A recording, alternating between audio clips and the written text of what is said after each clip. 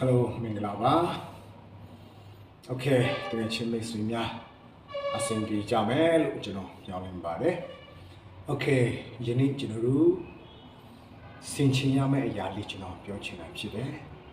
ဆိုတော့ compare with last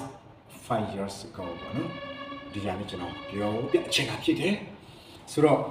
ကျွန်တော်တို့ဒီနေ့ပေါ့နော်ကျွန်တော်ဆင်ခြင်မိတဲ့အရာလေးကပါလဲဆိုတော့ကျွန်တော်တို့ပြီးခဲ့တဲ့9နှစ်နဲ့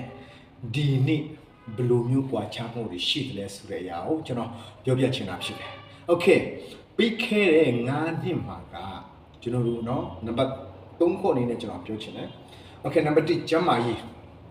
ကျွန်တော်တို့ဘယ်လိုလဲပြီးခဲ့တဲ့9နှစ်ကပြီးခဲ့တဲ့9နှစ်ကကျမ်းမာရေးပူကောင်းသလားဒါမှမဟုတ်ဒီနှစ်ကပူကောင်းသလားဒီဟာလေးကျွန်တော်တို့သုံးသပ်ကြည့်ရအောင်ဆိုတော့တကယ်လို့ကျွန်တော်တို့ပြီးခဲ့တဲ့9နှစ်ကပူကောင်းတဲ့ဒီနှစ်မှာကျဆင်းသွားတယ်ဆိုရင်လူလက်ပိုင်းပေါ့နော်အသက်ဘယ်လိုပြောမလဲ40မကျော်သေးတဲ့လူကျွန်တော်အဓိကပြောချင်တာဖြစ်တယ်လူငယ်တွေပေါ့နော်ဆိုတော့ပူပြီးတော့ကျွန်တော်တို့ဘယ်လိုပြောမလဲတူးတက်တယ်ဆိုရင်ဟောဒါက exercise လုပ်တယ်ကျန်းမာရေးခရုစိုက်တယ်တူးတက်မှုရှိတယ်ဒီအပိုင်းကိုသွားတာဖြစ်တယ်ဒါပေမဲ့မတူးတက်ဘူးပြီးခဲ့တဲ့9နှစ်တုန်းကတော့ကျွန်တော်ကျန်းမာရေးအရန်ကောင်းတယ်ဆိုပြီးတော့ကျွန်တော်တို့ပြောလို့ရှိတဲ့သူတွေဖြစ်သလားပြီးခဲ့တဲ့9နှစ်ကအရန်ကျန်းမာတယ်ဒါကြောင့်နော်ယနေ့ကနေစပြီးတော့ပြီးခဲ့တဲ့9နှစ်လားဒီနှစ်လားဘယ်ဟာကပို့ပြီးတော့တူတက်မှုရှိတယ်လဲဒါမှမဟုတ်မတူးတက်ဘဲနဲ့ကြာဆင်းသလားတကယ်လို့ဒီမတူးတက်ဘူးဆိုရင်တော့ဒီနေ့ကနေစပြီးတော့တင်းကျမ်းမာရဲ့အတွက်အစားတော့ရှောင်ပါ exercise လုပ်ပါနော်များကျမ်းမာရဲ့အတွက်ဦးတည်ပြီးတော့ဦးစားပြီးတော့လုပ်ပါလို့ကျွန်တော်တက်တွန်းချင်တယ်နံပါတ်2ပညာရေး Okay ပြီးခဲ့တဲ့9နှစ်နဲ့ဒီနှစ်ရောတင်းဘယ်လိုလဲကွာခြားမှုရှိသလားတူးတက်မှုရှိသလားတင်မှာတူးတက်မှုမရှိဘူးငါပြီးခဲ့တဲ့9နှစ်တုန်းက Korean speaking တက်ဖိုးတယ်ဒါပေမဲ့အခုတော့မလေ့လာတော့မေ့ကုန်ပြီ English speaking လည်းတက်ဖိုးတယ်ဒါပေမဲ့အခုတော့မလေ့လာလို့မေ့ကုန်ပြီလို့ကျွန်တော်တို့ပြောတယ်လို့ဖြစ်သလားဒါကနော်တူးတက်မှုဖက်ကိုသွားတာမဟုတ်ဘဲနဲ့ကျွန်တော်တို့ကမတူးတက်တဲ့ဘိုင်းကိုကျွန်တော်တို့စုပ်ယုပ်တဲ့ဘိုင်းကိုသွားတာဖြစ်တယ်ဒါကြောင့်ယနေ့မှစပြီးတော့ဒီမတိုးတက်တဲ့အရာတွေပညာရေးနဲ့ပတ်သက်တဲ့အရာသင်ယူစရာလေ့လာစရာတွေရှိတဲ့အရာတွေယနေ့ကနေစပြီးတော့သင်တိုးတက်အောင်လုပ်ပါလုံးဝအချိန်မနှောင်းသေးဘူးကျွန်တော်ကိုယ်တိုင်လည်းပဲ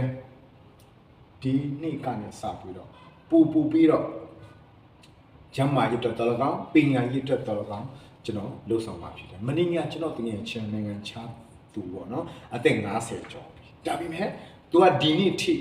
တင်ယူခြင်းလုံးဝမပြတ်ဘူးကျွန်တော်ရမ်းခွာရတယ်မင်းညာစကားပြောတဲ့အခါမှာကျွန်တော်မေးလိုက်တယ်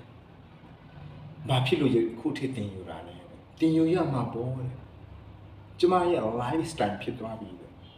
ကျမကမတိမချင်းအသက်ရှင်နေပြီးတော့တင်ယူမှာပဲတဲ့အရမ်းခွာဖြစ်စီတယ်ဆိုတော့ကျွန်တော်တို့လူငယ်ပိုင်းနေတင်ယူဖို့ရတဲ့ကျွန်တော်တိုက်တွန်းချင်တယ်ပြီးတော့လုံမှုရေး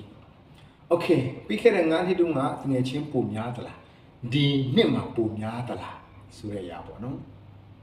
ကျွန်တော်တို့ဆင်ခြင်ဖို့ဖြစ်တယ်ပြီးခဲ့တဲ့နှစ်တုန်းကပုံများတယ်ဆိုရင်ဒီနှစ်ကမရှိတော့ဘူးဆိုရင်တော့ something wrong ပဲ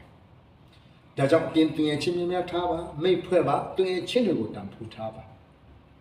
ပူပြီးတော့တင်ချင်းအစ်တွေတင်ရှာပါဒီဟာကကျွန်တော်ရအားနဲ့ချက်ဖြစ်တယ်ဒါပေမဲ့ကျွန်တော်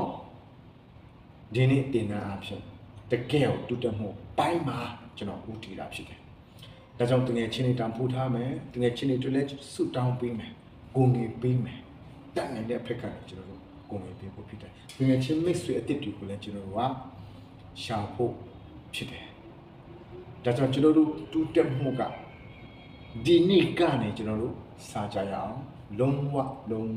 မနှောက်ကြဘူးပြီးခဲ့တဲ့9နှစ်တုန်းကကျွန်တော်မြန်မာနိုင်ငံကပြောမယ်ဆိုတော့အဲ့တော့ကတော့ကျွန်တော်လွတ်လပ်တယ်ဒါပေမဲ့အဲ့ဒီကြားထဲမှာမလွတ်လပ်ခြင်းတွေ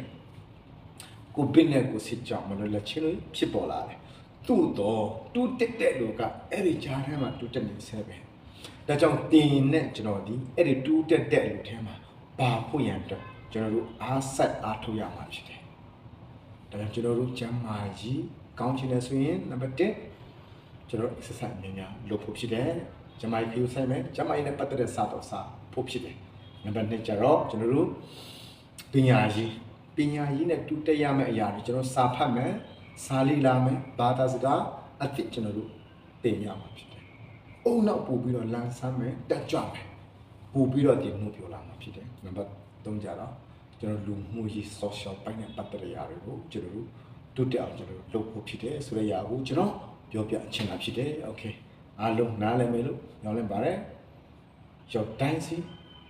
အောင်မြင်ပါစေတိုးတက်ပါစေလို့ဆုမကောင်းတောင်းပေးလိုက်ပါတယ်။ Okay bye bye